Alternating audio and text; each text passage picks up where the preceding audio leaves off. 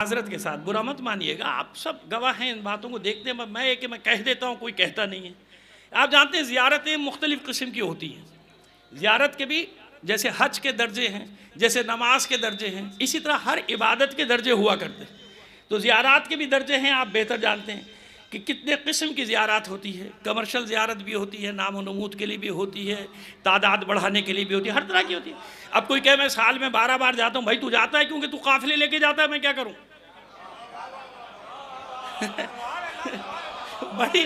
بڑی معذرت کے ساتھ کوئی کہیں میں سال میں 12 بار جاتا ہوں، بھائی تو جاتا ہے تو قافلے لے کے جاتا ہے، ہم کیا کریں؟ اب تیرے سال میں 10 سال میں تیری 120 زیارتیں، مجھ کو وہ ضرب دیتا ہے کہ بھائی ایک زیارت جو ہے امام حسین علیہ السلام کی 70 حج کے برابر، تو مجھے تو گنتی بھی نہیں آتی کہ بھائی تیری کتنے حج ہو گئے مجھے نہیں پتا ہے نا۔ تو دیکھیے درجے ہوتے ہیں، درجے ہوتے ہیں۔ آپ کو بتا دیں کہ زیارت کا ایک درجہ کیا ہے، ایک صلوات بھیجیے محمد آل محمد پر۔ اس میں مطلب کسی کو برا ماننے کی ضرورت نہیں ہے، میں تو ایک عام سی بات آپ بھی جانتے ہیں، میں بھی جانتا ہوں کہ بھائی اگر میں اپنے اوپر رکھ کے کہہ دیتا ہوں کہ بھائی اگر میں جاتا ہوں ہر 3 مہینے بعد جا رہا ہوں، جاتا نہیں ہوں، لیکن اگر کسی گروپ کے ساتھ جا رہا ہوں بھائی، وہ تو بھائی بول رہے کہ جا رہا ہے، میں جا رہا ہوں، میں کہوں 4 بار میں نے زیارتیں کر لیا، بھائی تو جو فری میں جا رہا ہے یار، پیسے خرچ ہوں گے تو پتہ چلے گا نا پھر تجھے کہ کتنی بار گیا تو۔ صلوات بھیجیے محمد آل محمد۔ کہنے کا مطلب یہ کہ خدا نہ کرے کسی پہ تنقید وغیرہ مقصد نہیں ہے، بتا رہے ہیں ایک بار ہے وہ اپنے پروفیشنل طور پہ جا رہا ہے تو پروفیشنل طور پہ جا رہا ہے نا، ظاہر تو وہ ہے جو بیچارہ اپنا ساری جمع پونجی جمع کر کے خرچ کر کے اور پھر اس کے بعد جا رہا ہے، وہ ظاہر ہے۔ ایک صلوات اور بھیج دیجیے گا محمد عالم۔ اب دیکھیے یہ روایت جو ہے نا، یہ روایت بھی ام المومنین سے ہے، ایک صلوات اور بھیج دیجیے۔ بیٹا یہیں بیٹھ جاؤ،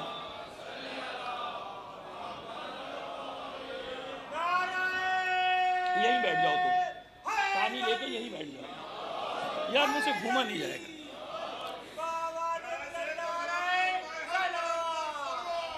اللہم صلی اللہ۔ دیکھیے روایت ہے یہ، اور روایت بھی جناب ام المومنین سے کہ آپ پیار کرے تھے جناب سید الشہداء علیہ السلام کو، گود میں بہت زیادہ، سب جانتے ساری روایت ہے، اس میں تفصیل میں جانے کی ضرورت نہیں۔ تو انہوں نے پوچھا آپ اس بچے سے بہت پیار کرتے؟ کہ ہاں۔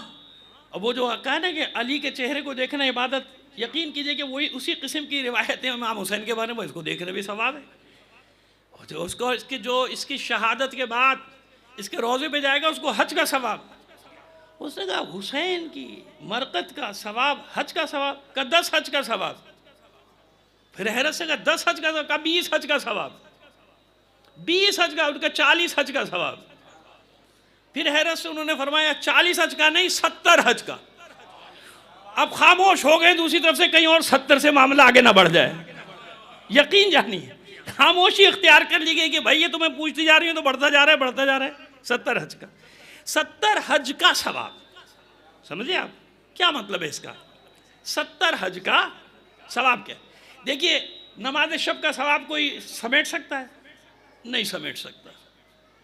نماز فجر کا ثواب کوئی مجھے بتا دے کہیں لکھا ہوا؟ واجب نماز کا ثواب کوئی مجھے بتا دے کہ یہ واجب نماز نہیں۔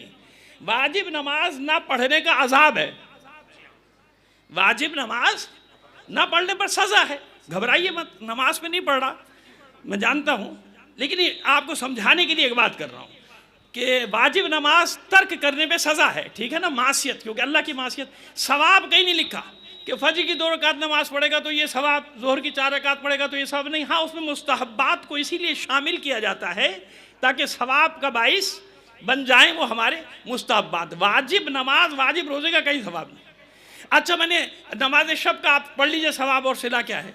نماز شب کا ثواب اتنا ہے، اتنا اجر ہے کہ جناب موسیٰ علیہ السلام کی والدہ گرامی خواب میں آئیں، یہ مفاتیح الجنان میں لکھا ہوا ہے پورا واقعہ نماز شب کے حاشیے میں، خواب میں آئیں اور جناب موسیٰ نے سوال کیا بھائی کس حال میں؟ کہا بہت اچھے حال میں، جنت۔ بھائی جناب موسیٰ کی والدہ کہ دنیا میں آنے کو دل چاہتا ہے؟ کہاں چاہتا ہے؟ کہاں چاہتا ہے؟ دل چاہتا ہے آنے؟ کہا کیوں یہ جنت چھوڑ کے دنیا میں؟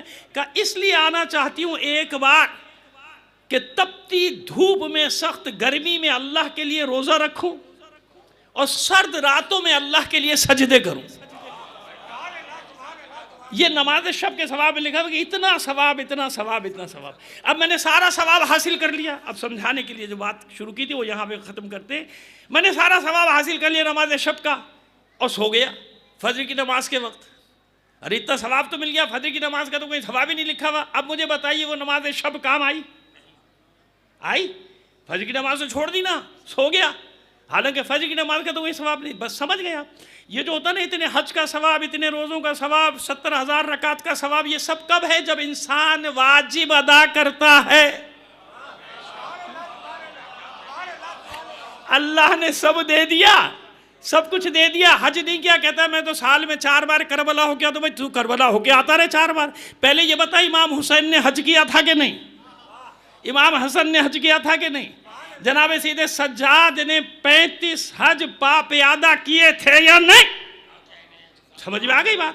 یعنی واجب کے ساتھ مجھے، ہاں کوئی ایسا مستحق بیچارہ جس پر حج واجب نہیں ہوتا، استطاعت نہیں ہے، یقیناً وہ یہ یقین رکھے کہ حسین کے روضے پر جانے کے بعد